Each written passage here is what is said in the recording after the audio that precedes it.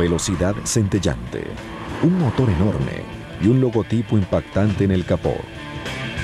El Firebird Trans Am era un inclemente superauto que personificaba al rey de los 70. Y eran geniales. Si un chico en secundaria tenía uno de estos, era el rey, ¿cierto? El carburador externo, el águila en el capó y el alerón trasero. Todo en el diseño del auto exudaba desempeño.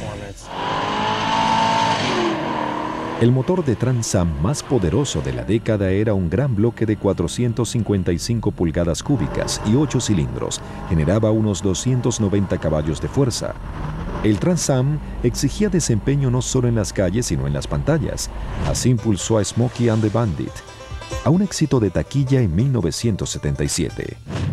El Trans Am encarnó el espíritu de los 70, pero nació de la locura por los superautos que surgió en los 60. Generalmente se denomina superauto al auto de mediano tamaño con un motor enorme. Es el motor más grande que permiten las jerarquías de las compañías, pero es tan veloz como una centella que vuela en línea recta y es ruidoso como ninguno. Pontiac no estuvo al margen de este fenómeno automotriz. En 1964 fue líder con el GTO, pero en 1972 un alza en las tasas de los seguros combinada con exigentes leyes sobre emisiones presionaron a Detroit a cambiar los caballos de fuerza por el rendimiento. Sin embargo, Pontiac mantuvo su tendencia al lanzar el Trans Am 455 Super Duty en 1973, el superauto más poderoso de la década.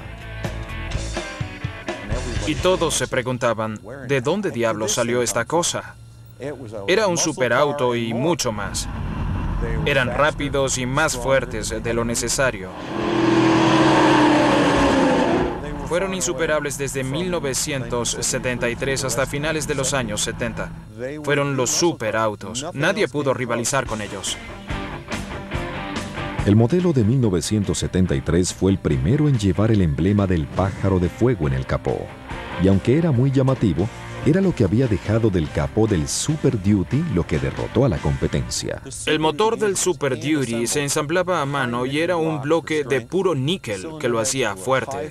Los cilindros eran enormes, tenía un gran carburador. Sin duda pudo tener un embudo en el capó que dijera, ponga gasolina aquí. Pontiac llevó la máquina del Super Duty a 290 caballos de fuerza, pero ¿saben qué? Podría hacer 290 caballos de fuerza a unas 1500 revoluciones.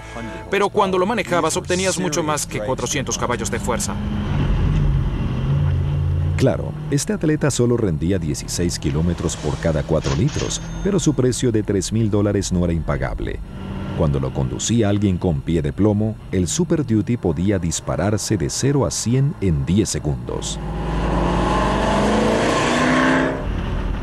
Manejar un Trans Am era divertido, pero fue una escasez de combustible lo que acabó con el Super Duty. En 1973, una crisis de energía nacional elevó al doble los precios de la gasolina. Los superautos sedientos de gasolina como el Super Duty tenían sus días contados. Serían suplantados por autos compactos más eficientes como el Gremlin, el Pacer y el Pinto. Su tanque de combustible sin protección hizo de este un verdadero lanzamiento ardiente.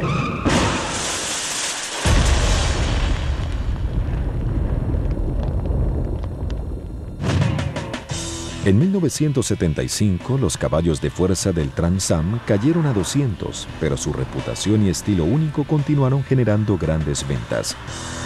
Luego, en 1977, la popularidad de este superauto alcanzaría el estatus de estrella de cine. Cuando apareció Smokey and the Bandit, la producción de Trans Am se duplicó de la noche a la mañana. El público se enamoró del auto, lo querían que los vieran en el auto. Creo que el término adecuado es explosivo. Las ventas se fueron al techo. En el 77 y en el 78, Pontiac vendió unos 150,000 Trans Am, cerca del doble de los vendidos en los 6 años anteriores, incluyendo miles de los negros y dorados que popularizó la película. Hoy un Trans Am etiquetado como de colección puede costar unos $40,000. Creo que mucha gente vio la película y se enamoró del auto, quizá por primera vez. Yo era un niño entonces cuando salió y tuvo un gran impacto en mí. Era el auto que siempre quise tener. Aunque el Trans Am se identifica con el estilo y actitud de los 70, el modelo siguió vendiéndose hasta el 2002. Hoy se dice que Pontiac planea fabricar un heredero del Trans Am, aunque quizá no tenga el ave emblemática. Si el Trans Am renace,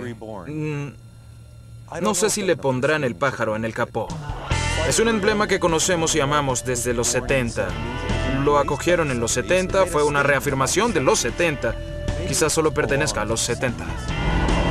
En la década de los 70, los dueños de Trans Am no eran los únicos conductores que odiaban no poder ir a más de 80. Los camioneros también apretaban el acelerador a fondo, pero un dispositivo los mantenía un paso adelante de los patrulleros.